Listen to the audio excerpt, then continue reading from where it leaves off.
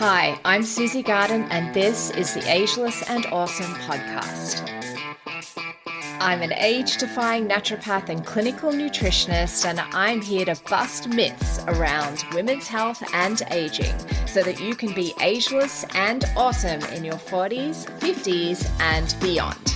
The Ageless and Awesome podcast is dedicated to helping women through perimenopause and menopause with great health, a positive mindset, and outrageous confidence. Hit subscribe or follow now, and let's get started. Hello, gorgeous one, and welcome to this week's episode of the Ageless and Awesome podcast. So we're kind of on the countdown down to Christmas, right?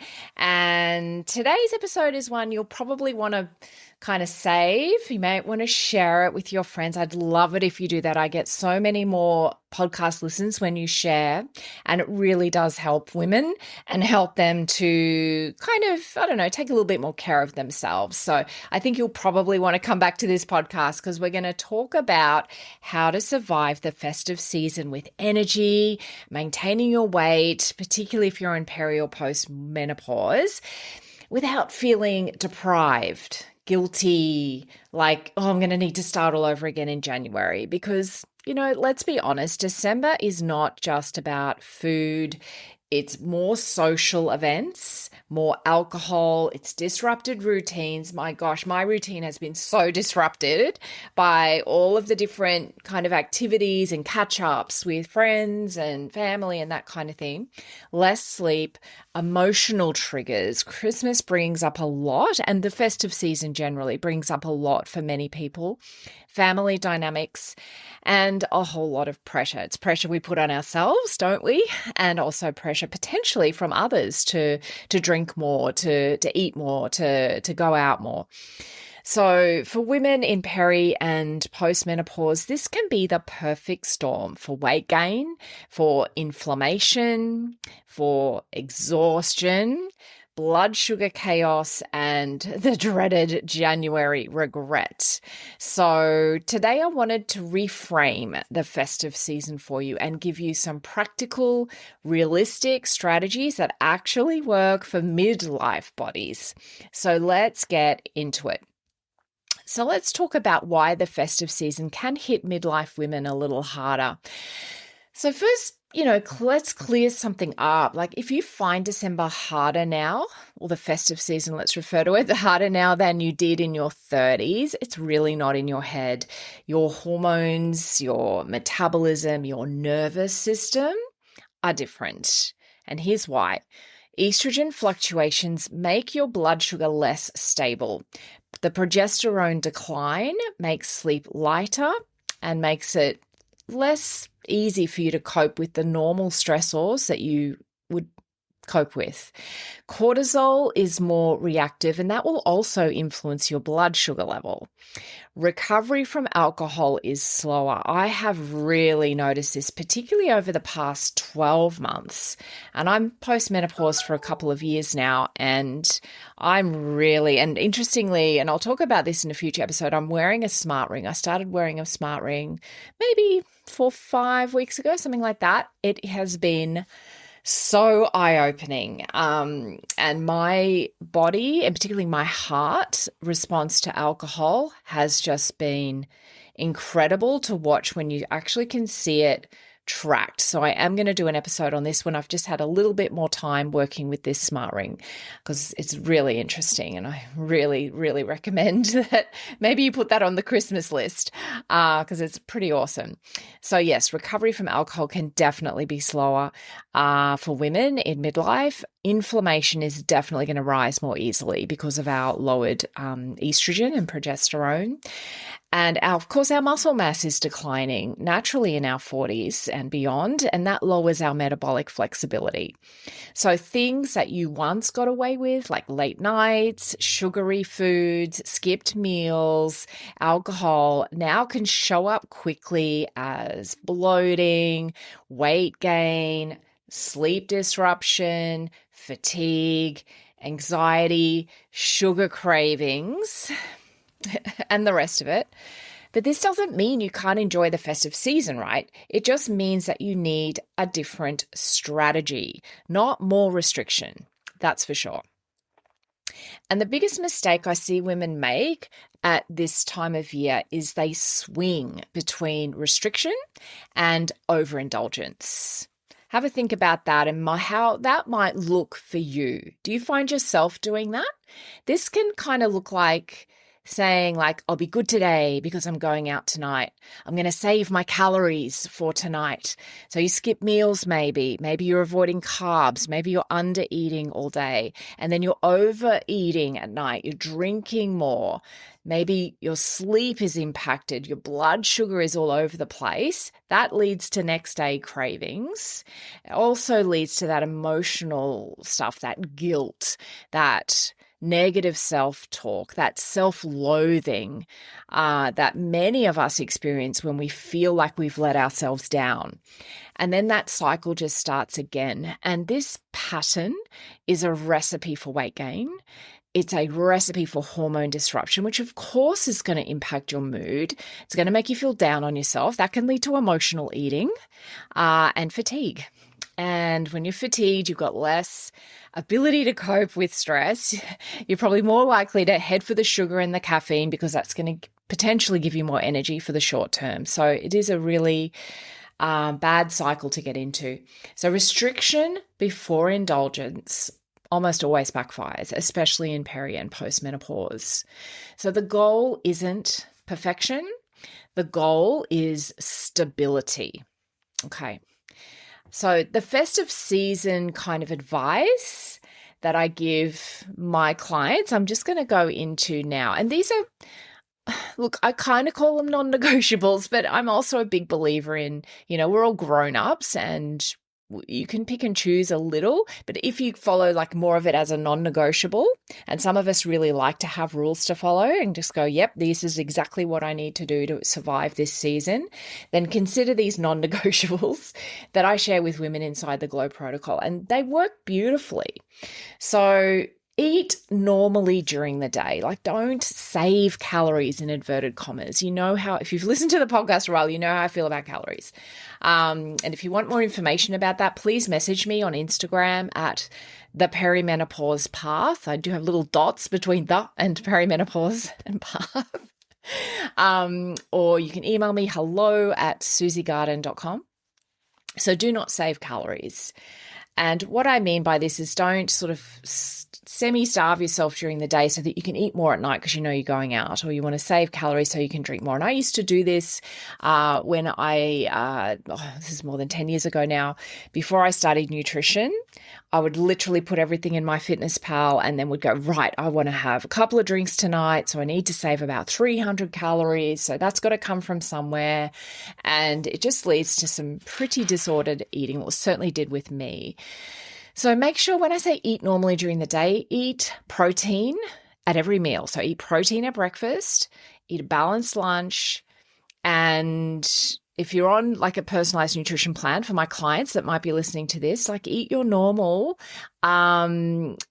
nutritional meals that have been provided for you. This leads to stable blood sugar and better choices later. Rule number 2, if we want to call them rules, is protein first always. So if you're at an event, scan the table for protein first. And in fact, if you know that the first thing that's going to happen when you arrive at your family's place, or if you're arriving at a party or whatever it is, if you know that the first thing that's going to happen is you're going to get a drink put in your hand, then before you actually get out of the car, just have a handful of almonds. Take some raw skin-on almonds with you and just have like a small handful of almonds. That's your first bite of protein, and that will just help you manage your blood sugar. But if you're inside, scan the table for protein first and build your plate around that. And also add what you enjoy. Protein protects muscle, it stabilizes glucose and insulin, and it reduces overeating. And I would also add to that, chew your food really well, because that will also help prevent overeating. So being more mindful when you're at events, particularly if it's at like a stand-up event where there's hors d'oeuvres and things coming around, it is so easy to overeat when you're just not even keeping track of that food. So, rule 3, choose pleasure intentionally because not everything on the table is worth it, right? Ask yourself, what do I actually love here? What do I want to eat? And eat the foods you truly enjoy, not everything out of obligation. I think these days, at this time of life, you can say no. Like if someone really builds up a plate for you, you don't have to eat everything on the plate. Stay with us. We'll be right back. How would you like to have increased energy, balanced hormones, glowing skin, and your ideal weight in just 3 months? Sounds awesome, right? Imagine having your very own hormone balancing and weight loss strategy totally personalized to you based on your body biochemistry to release excess weight, say goodbye to pesky perimenopause symptoms, and decrease inflammation in your body, which of course leads to decreased inflammaging. That's right, ladies, there are age-defying benefits as well. Oh, and of course, you have me at your fingertips for expert support so you never feel stuck or confused. I love supporting women on their weight loss journeys, and I've packaged up the award-winning Metabolic Balance Program with my signature hormone management system, giving you the Glow Protocol. This 12-week one-to-one coaching program is you and me, nailing down your health and weight loss goals, creating your personalized plan using your blood tests, a thorough health assessment, and your food preferences. And then we get started with me supporting you every step of the way. Even if you've tried everything, even if you have resistant weight and complex medical conditions, the power of personalized nutrition, mindset coaching, and my support is transformational and gets results. And I'm not even exaggerating, even if I do say myself. So if you're ready to embrace feeling like your younger self again, lose excess weight, manage health conditions, and regain your confidence, you can just book your Peri weight loss assessment at the link in the show notes or DM me at the perimenopause path. I would love to help you. You know, treasure your body, really look after yourself. And if you're getting loaded up a huge plate and expected to eat it, that's not fair. Like if they haven't taken into account the fact that you're female, the fact that you might be smaller than the average male, most of us in our generation have been raised that you eat everything on your plate and it's rude not to. But I think really you just got to look at your portion size and keep to that. Leave stuff behind if you don't want to eat it. Don't force feed yourself to please somebody else. Okay. Learn to say no. That's, I guess, the take-home message from that. Rule 4, alcohol is optional and you can be strategic with it. Alcohol, and this is what I've learned wearing this ring, my gosh, it disrupts your sleep. I mean, I already knew that. But what it's doing to my heart, the fact that I'm not getting to my normal low heart rate during sleep, which is really important. The fact that my heart rate variability is not as good as it is when I'm not having a drink. And literally, I had one drink on Saturday night just gone, and the difference it made to my sleep, the difference it made to my heart rate and my heart rate variability was unreal from one drink. So I'm learning so much from wearing this ring. Anyway, back to it. Alcohol disrupts sleep. It raises your cortisol. It destabilizes your blood sugar and increases fat storage. I mean, once your body detects you've got alcohol in your system, it stops a lot of other processes to detoxify it and get rid of it because it is a toxin. Your body will recognize it as such. So, really consider, do I need to have this drink? There are so many fantastic non-alcoholic options these days that you can mix and match a little. So decide before the event. This is really important, actually. Decide before. How many drinks are you going to have? Decide how many days am I going to drink this week and stick to it. Perhaps make yourself the designated driver. Everyone will love you for that. And then there's no pressure to drink. I do that a lot because it does take a lot of that peer pressure off. And always, always eat before drinking. As I mentioned before, even if it's just like a handful of almonds, that is a bit of a game changer when it comes to how quickly alcohol will get into your bloodstream and start to kind of wreak havoc. Rule 5, move daily.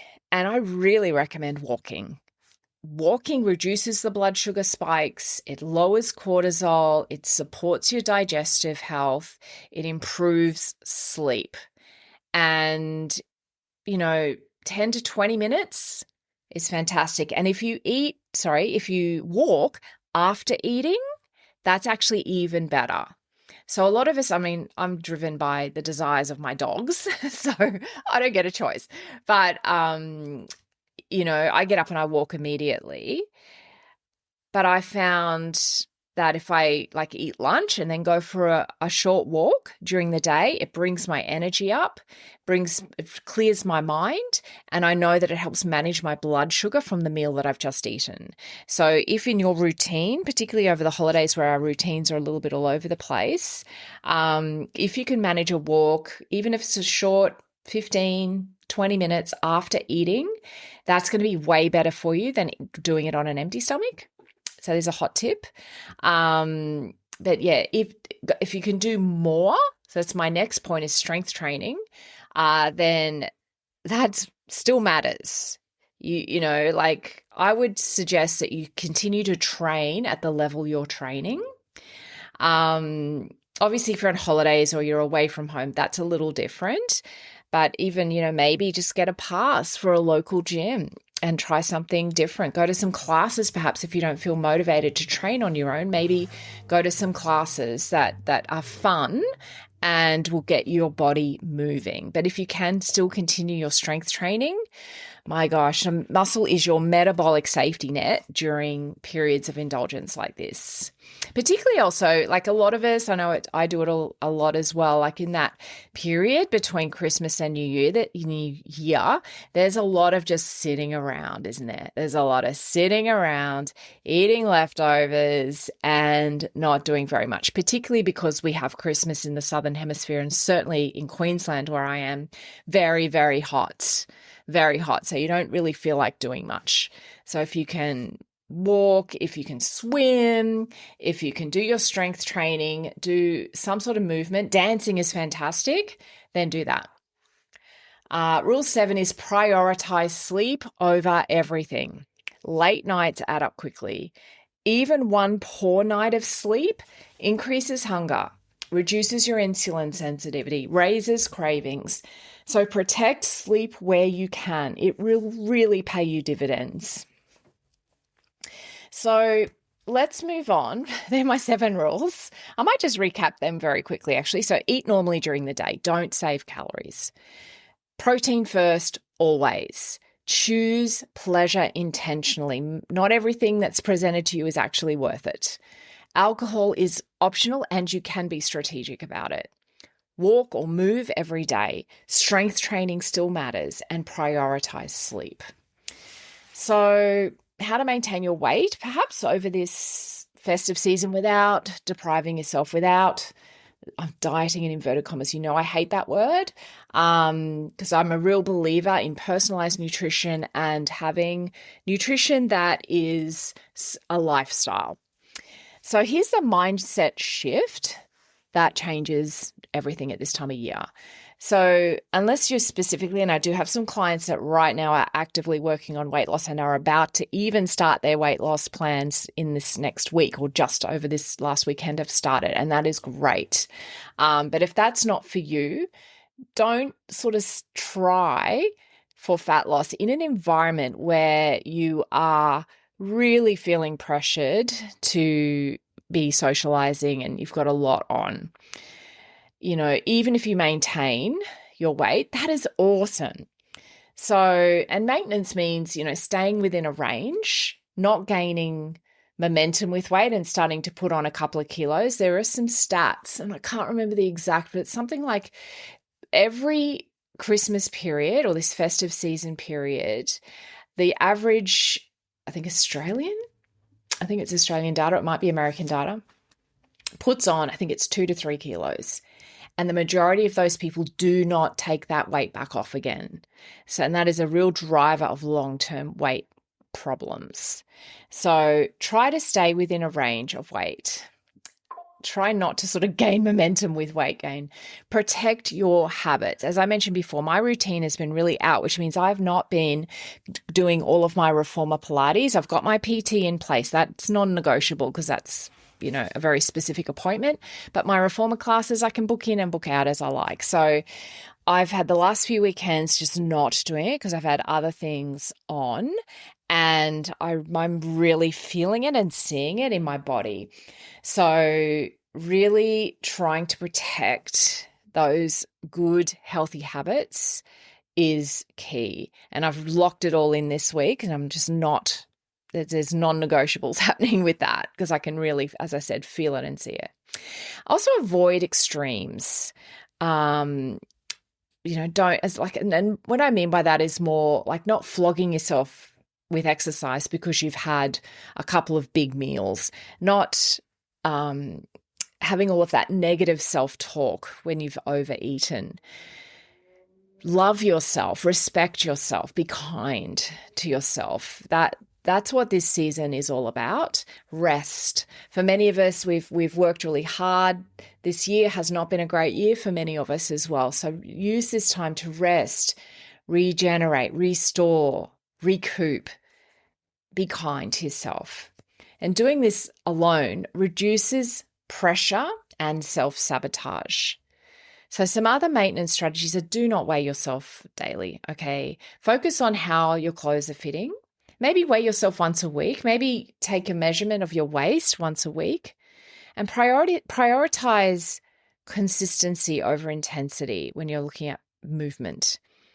And if you feel like, I've had a massive blowout, I'll restart eating well on Monday, don't wait for Monday, just restart at the next meal. That's what I love about working with nutrition, is you can go out and eat and enjoy yourself, and the very next time you have a meal, you can go back to what you know works really well for you.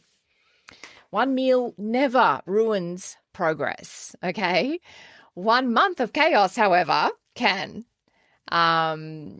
What I always say to my clients is, if you think about the month of December, and for many people, our festive season with work parties and things like that starts maybe mid-November even. But let's just work it over 1 month just for ease of maths.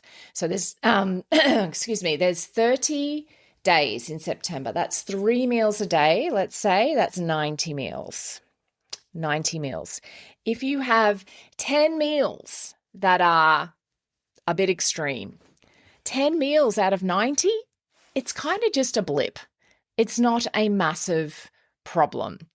So please don't beat yourself up over that.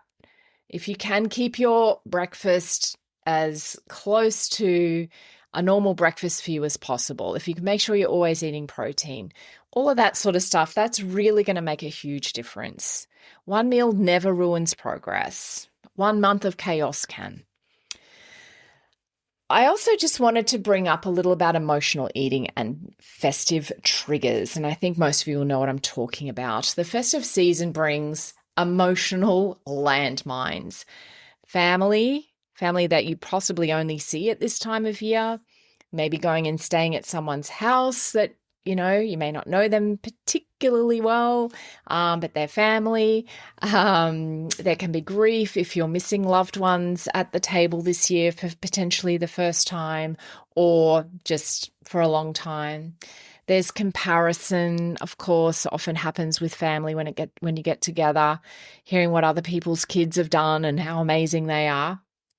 And there can be loneliness if you don't have people to spend this time of year with, and also expectations that maybe just don't get fulfilled. And food often becomes comfort. And instead of asking, why am I eating this? Try, what do I need right now? What do I need right now? Sometimes it's rest. Sometimes it's boundaries. Sometimes it's connection. And sometimes it's nourishment, not necessarily nourishment with food, but nourishment of the soul.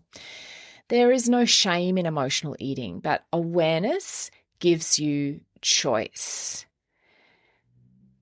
I think that's probably all I want to say about that at the moment. But yeah, maybe doing some journaling on what do I need right now? Why am I eating all of this when I know I'm not going to feel good, either physically or good about myself? So what I actually need, why am I doing this?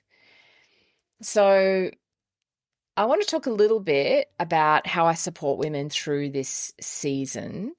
Because having that accountability and support is critical if you're wanting to make changes to the way you eat, if you're wanting to get your good health back, you're wanting to maintain healthy moods, you're wanting to get your energy back, you're wanting to sleep better. When you have a personalized plan and you have support and accountability, you don't go off the rails so easily. You don't fall into shame. You don't feel alone. You have a clear plan, accountability, mindset support, permission to enjoy yourself, and a strategy that works for your hormones. And you can enter January feeling energized, feeling proud of yourself, feeling in control, and feeling ready for the year and not just depleted and dragging yourself into January. So if you're heading into the festive season or in this festive season feeling worried, feeling nervous, or you're already exhausted, let me leave you with this. You don't need to be perfect. You don't need to miss out. You don't need to punish yourself in January because you feel like you've been bad, in inverted commas, over this festive season. What you need is structure. You need nourishment. You need self-compassion and support. So, if that's something that you would love, if you'd love to have some guidance, know exactly what to eat and the exact portion sizes and how much water to drink and what meal timing works best for you, if you want accountability and mindset support, I'd love to invite you to explore the Glow Protocol. So it's my signature program for women in peri and post-menopause who want sustainable weight loss, energy, peace, relief from hormonal chaos without extremes. I am fully booked for December. Just wanted to put that out there. I think I may still have some appointments left for peri weight loss assessments. If not, book yours for January already because I am already booking people into January. I've already got quite a number of people starting their protocols in January. So yeah, the link is in the show notes here, or email me hello@susiegarden.com if you want to see if I can squeeze you in for a peri weight loss assessment this week.